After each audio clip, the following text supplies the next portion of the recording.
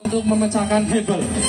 Jangan mencoba-coba di rumah tanpa kemampuan dan juga luar biasa. Kita beri tepuk tangan untuk anak-anak kita. Assalamualaikum warahmatullahi wabarakatuh. Balik lagi ke channel Waluyo Ngapak. Jangan bosan-bosan menonton channelku, sobatku dimanapun Anda berada. Salam sejahtera, salam budaya, rahayu, rahayu, rahayu. Gimana kabarnya saudara-saudara dimanapun Anda berada? Semoga dalam keadaan sehat walafiat. Jadi ceritanya di malam hari ini aku lagi main di rumahnya Mas Wendy. Nah, aku ingin menggali sebuah cerita tentang kisah Mas Wendy. Mas Wendy jadi ini pernah belajar di sebuah organisasi bela diri pencaksilat. Assalamualaikum Mas Wendy. Waalaikumsalam warahmatullahi wabarakatuh. Aku kan ini pengen ngerti ya. Datang ke sini gunanya pengen ngerti tentang kisah-kisah dari Mas Wendy selama menjalani di sebuah organisasi bela diri pencaksilat. Monggo bisa diceritakan. Ya, saya mengikuti pendidikan pencaksilat pada waktu saya sekolah di SMP. Istiqomah dan sabar, ikhlas dan bertanggung jawab.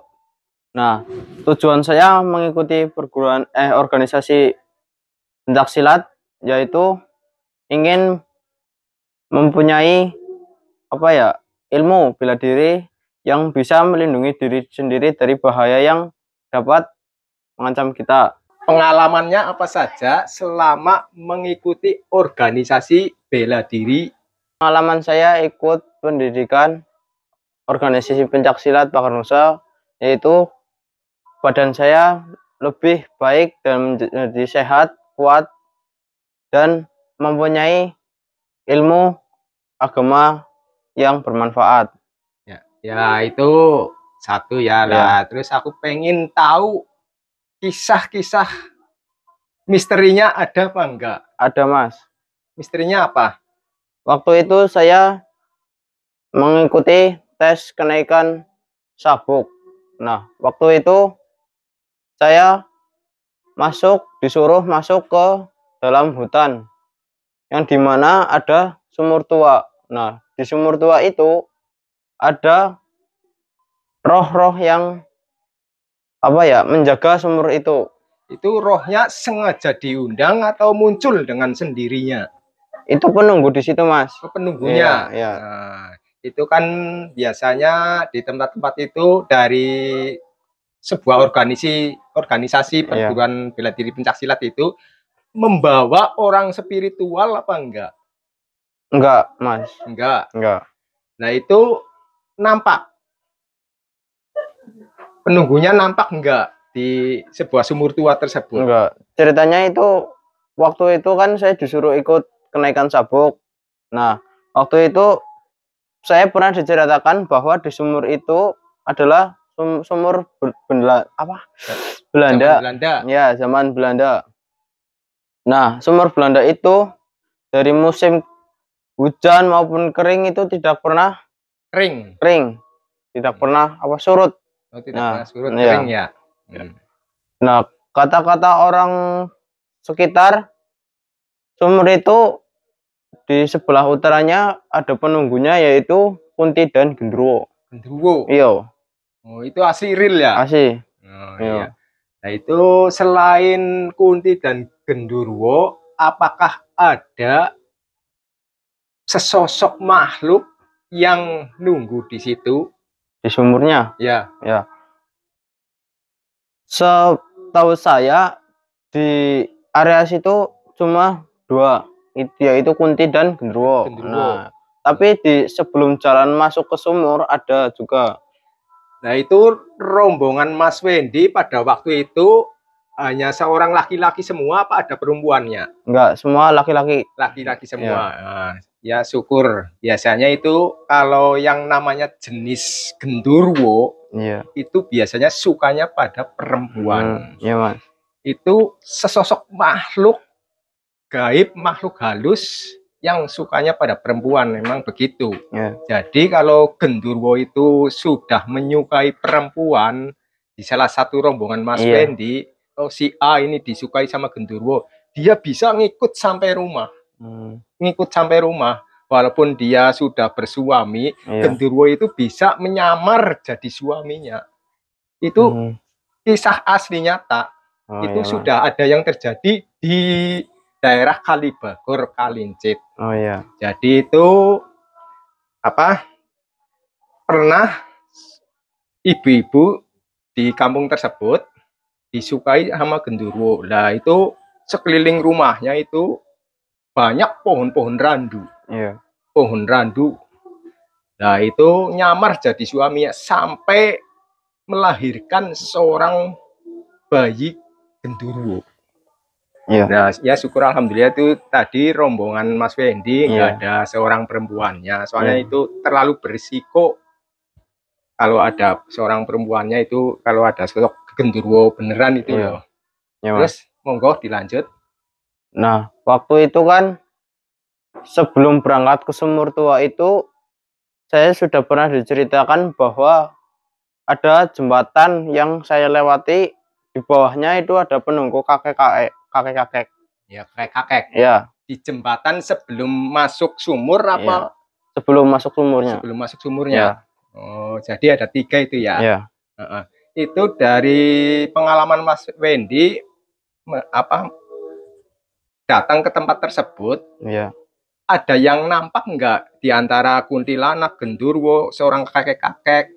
Alhamdulillahnya tidak ada, Mas. Tidak ada ya. Iya.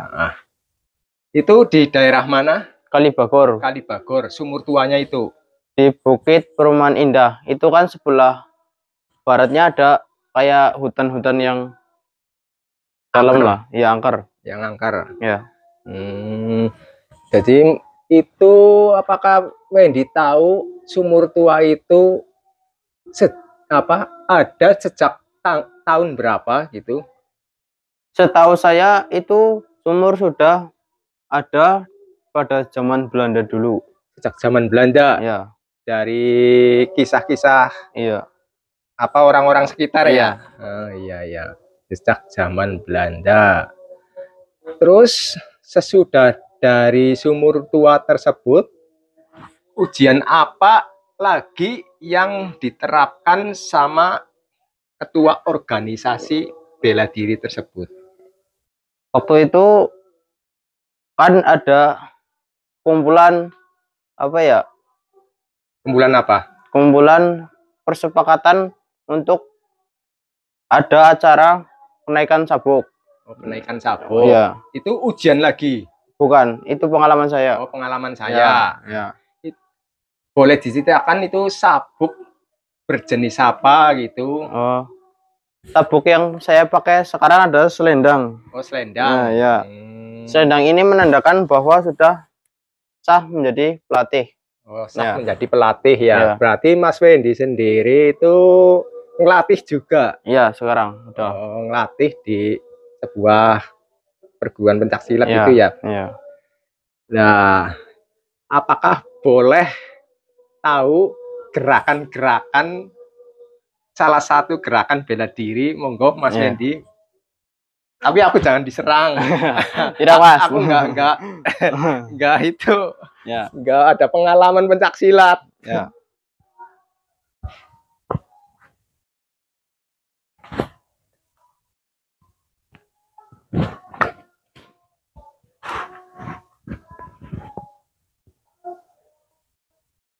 Nah, sudah Mas. Oh iya. Nah, itu gerakan apa namanya? Itu adalah pembukaan atau salam pagar nusa. Oh, pembukaan ya. Ya. Jadi pembukaannya, gerakannya seperti itu ya. Ya. Nah, sesudah pembukaan, terus gerakan apa lagi yang dilakukan saat menghadapi musuh atau menghadapi bahaya gitulah intinya gitu. Mungkin ada salah satu jurus atau ya ada beberapa jurus yang bisa diajarkan kepada yang belum bisa gitu Mas. Diajarkan yang belum bisa. Iya. Itu namanya jurus apa? Ya banyak Mas, ada 9. Yang pertama adalah pagar bangsa, 2 tempel, terus 3 silang dada, 4 pagar nusa, 5 silang bawah, 6 kepal pinggang, 7 sangkol, terus 8 lurus bawah, 9 kuda-kuda 1 kaki. Ya. Itu ada 9 ya, Ya. totalnya ya. Oh iya. Terus Mas Fendi itu selama melatih ada hal-hal yang kiranya gimana gitu, contohnya pada saat latihan ada yang terjadi kesurupan atau gimana gitu.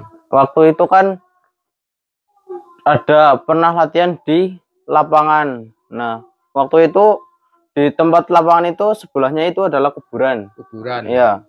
Makam tua atau makam umum? Pemakaman umum. Pemakaman umum. Iya. Nah, di situ kan tempat pelatihannya itu agak apa ya? Tertutup. Oh, agak tertutup. Iya.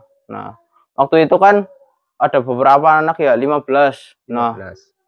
yang satu itu dari pertama latihan udah kayak diem aja terus loh Mas. Diem. Nah, ngelamun ya ngelamun terus pas ditanyain katanya nggak apa-apa. Nah, berapa menit lah, terus anak itu kayak ngerasa capek, terus saya suruh duduk. Nah, setelah saya suruh duduk, malah dia mengalami kesurupan. Ya. Nah, itu biasanya kan sebuah sosok makhluk halus menempel orang itu sukanya yang orang-orang lagi melamun, berdiam, itu gampang kerasukan. Jadi kalau orangnya fokus, nggak ada pikiran apa-apa, dibikin fresh aja, itu pasti aman, nggak bakal dirasuki sebuah sosok makhluk halus itu. Terus dari pengalaman itu, apalagi yang pernah Wendy alami? Pengalaman saya waktu itu pernah disuruh latih di daerah Somagede, Plana. Plana ya. Nah, di situ saya banyak melewati rintangan lah ya. Rintangan apa itu? Ya, contohnya itu ada pas waktu itu disuruh pas ada banjir. Nah, saya disuruh lewat jembatan gantung gitu loh. Oh, ada banjir melewati jembatan gantung. Terus itu banjirnya sampai jembatan gantungnya itu? Hampir ya Mas. Oh, hampir apa sudah ngenai jembatan gantung? Sudah ngenai sedikit lah. Oh, ngenai sedikit. Oh, itu terlalu beresiko banget itu ya. Mas. Jadi kalau lengah sedikit langsung fatal ya. Iya, jatuh ke sungai. Nah, di jembatan gantung itu ada sebuah kisah-kisah misteri apa enggak? Saya kurang tahu Mas, soalnya saya di situ belum lama. Oh, belum lama. Belum lama.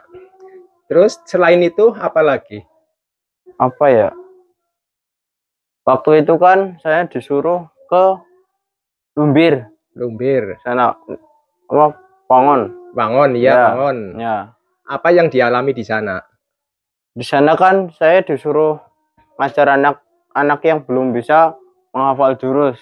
Nah, di situ saya mengalami kayak gangguan di jalan pada malam hari. Iya. Kadang motornya mogok di jalan, terus badan kalau lewat jalan yang sepi itu merindingin loh Mas. Merinding. Iya. Itu pasti ya. Karena di tempat-tempat gelap itu banyak makhluk-makhluk halus. Karena makhluk halus itu tidak bisa berkeliaran di tempat-tempat bercahaya. Dia sukanya di tempat gelap, tempat yang penuh tenang lah. Nggak ada keramaian gitu. Makhluk halus lebih suka di tempat-tempat kayak gitu. Terus bisa diceritakan lagi apa yang Wendy alami setelah dari Lumbir, terusan kisahnya kayak gitu melewati jembatan gantung. Yang melewati jembatan gantung di Somagede ya, yang di Lumbir di sebuah tempat apa itu tadi? Ya, tempat sepi lah gitu lah Mas. Tempat sepi. Ya, pada malam hari. Pada malam hari. Jam berapa itu? Tengah malam ya? Iya, sekitaran jam 12:30. Itu berapa orang? 2. Mas Wendy sama temennya ya, Iya. yang melatih itu Iya. ya. Melatih berapa orang di sana? Ada 25 anak. 25 anak. Iya. Nah, iya. Terus habis dari situ kemana lagi? Terus ada cerita yang lebih misteri lagi apa enggak? Enggak sih Mas, Enggak. cuma itu. Cuma itu ya. Ya. Nah, itu kan tadi baru satu gerakan untuk pembukaan ya. Ya. Kan totalnya ada 9 gerakan. Bisa contohkan lagi apa enggak? Bisa. Oh, bisa. Bisa. Nah, monggo. Ya. Contohkan yang keduanya, kedua sampai ke 9 ini. Ya.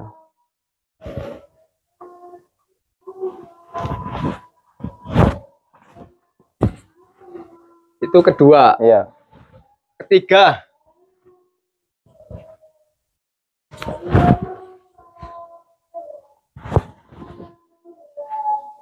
Ya. Keempat itu Bahanusa.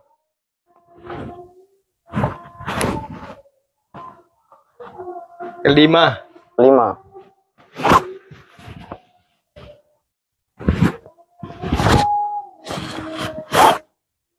Keenam.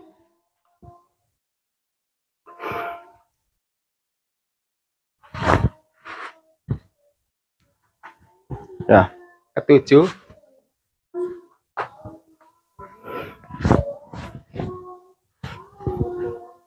Kedelapan.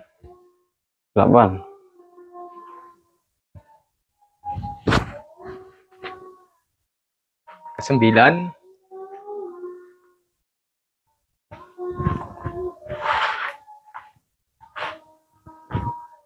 Dah.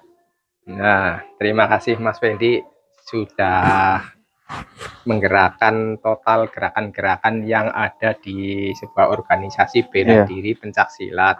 Nah, itu kesatu kan untuk pembukaan. Ya. Kedua itu gerakan untuk apa? Misalnya jurus. Iya, kan ada pembukaan jurus-jurus loh. Ya. Jurus. Ya. Yang kedua ada nama jurusnya itu. Ada. Ketiga juga ada. Ada. Itu yang kedua untuk menghadapi bahaya apa semuanya untuk menghadapi hal-hal bahaya bisa ya.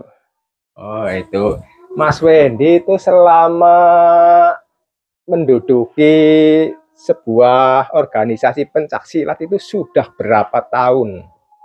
Kisaran 3 tahun. 3 tahun. Ya. Oh iya, ya tadi Mas Wendy sudah menceritakan tentang pengalamannya ya. Sampai sekarang juga masih aktif di di organisasi. Ya, masih. Sekarang lagi ngelatih di mana? Di Kalibagor. Di Kalibagor. Ya. Oh iya.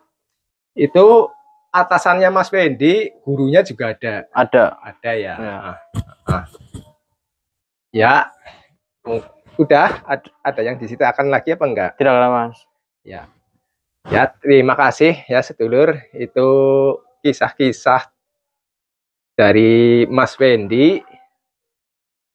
Hanya itu yang bisa diceritakan dari Mas Wendy di sebuah organisasi bela diri pencak silat. Monggo barangkali ada yang kepingin ikut mendalami ilmu bela diri pencak silat, bisa menghubungi Mas Wendy lewat channel saya.